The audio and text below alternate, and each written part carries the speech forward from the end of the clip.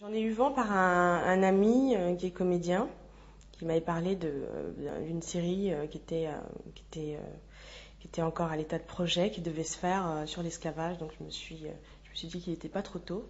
J'ai eu un rendez-vous avec Jean-Claude, qui m'a parlé du projet, qui m'avait l'air juste énorme. C'est ce qu'on peut appeler un projet ambitieux, quoi. Déjà par l'histoire que ça raconte, donc l'esclavage et puis le reste, quoi. C'est pas juste le contexte, c'est l'histoire romanesque en elle-même, quoi. Ça avait l'air d'être vraiment une belle histoire à défendre, parce que même si l'esclavage est passé, même si c'est fini, c'est une histoire qui est suffisamment importante et qui a eu suffisamment d'impact sur toute une société et son inconscient pour avoir des impacts encore éventuellement aujourd'hui. Donc pour comprendre aujourd'hui, il faut essayer au moins de savoir hier, quoi. En fait, par rapport au travail qui avait été fait avant, les choses deviennent vraiment concrètes le jour où j'ai mis le pied sur les décors. C'est-à-dire que d'arriver, de voir que... Parce qu'il y a un travail énorme qui a été fait quand même. Et donc j'avoue que ça a été une sorte de claque, quoi, d'arriver et de voir ces décors, de voir la maison des maîtres construite d'une manière vraiment fidèle, c'est-à-dire que là, la déco a fait un travail monstrueux, a fait un travail vraiment, on va dire, honnête et chargé aussi, quoi. Tu réalises encore plus quand certaines scènes que tu as travaillées tout seul dans ton petit salon parisien sont déplacées justement dans ces décors et dans ces costumes aussi qui étaient très fidèles. Il y a des moments où il a fallu enfin, c'est difficile de se protéger en même temps. C'est-à-dire sur un projet comme celui-ci, on n'y va pas avec l'idée de se protéger, on y va avec juste une idée en tête, c'est d'être le plus honnête possible et le plus investi possible.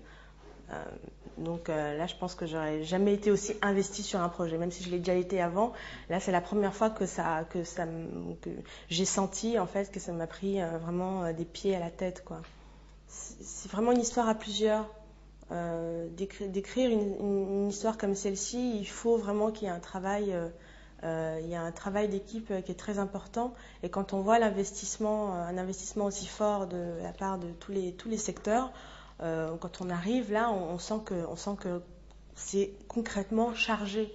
Donc on prend cette charge aussi, et puis on la transforme. Voilà.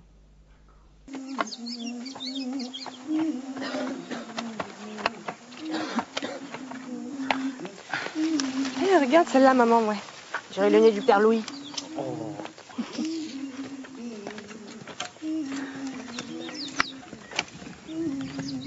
Ça y est, qui est venu chercher là.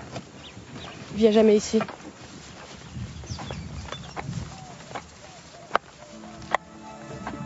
Le maître veut te voir. Non, pas Iche-moi. Aïe chercher Rosalie. Allez en route, ou ta mère sera vendue demain matin.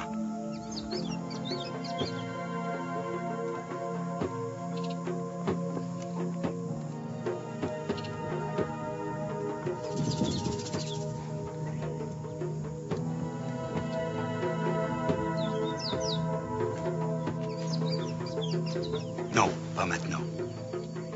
Quand le soleil est couché.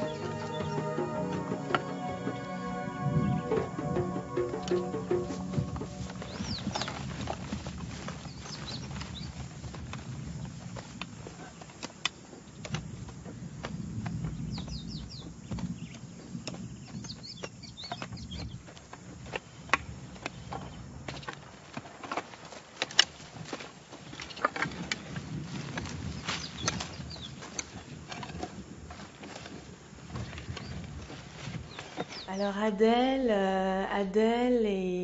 c'est une jeune esclave. C'est la fille de Amédée. C'est une jeune femme, une très jeune fille même, qui n'a pas réellement conscience de ce que c'est qu'être esclave. Elle vit sur une plantation, elle est née sur cette plantation, ses parents sont esclaves, elle est esclave, c'est comme ça, c'est pas autrement. Mais c'est encore quelque chose on va dire, de très abstrait. Ça devient concret quand le maître lui fait comprendre très vite que c'est son bien meuble et que donc c'est son propriétaire.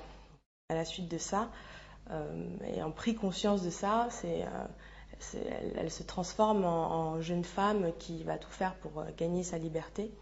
Elle va passer par plusieurs phases, va tomber très amoureuse de Koyaba, parce que Koyaba représente vraiment il représente l'Afrique, il représente la force, c'est un guerrier, quoi.